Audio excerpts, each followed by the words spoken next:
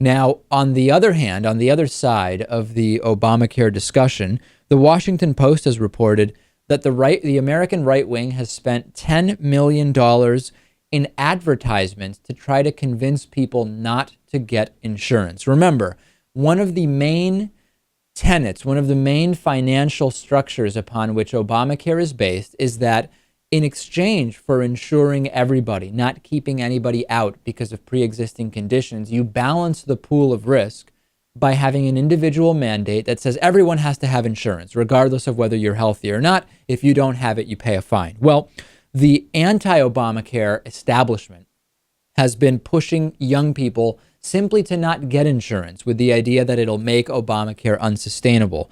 $9.7 million were spent during 2013 against Obamacare, and most of it, 9.4 million out of 9.7 million, has been directed at areas where 15 to 30% of the population is uninsured. And it is all designed to keep those people uninsured by choice, Lewis, by choice.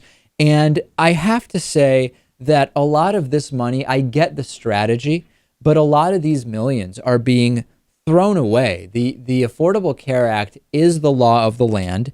It will grow in popularity the way Medicare did 38 years ago. There will be issues, as we've been seeing, but fighting this, Lewis, is essentially useless at this point, and it's actually more evidence that Obamacare will be popular. Because if it was going to fail, if it was going to be unpopular, we wouldn't see millions poured into these ads.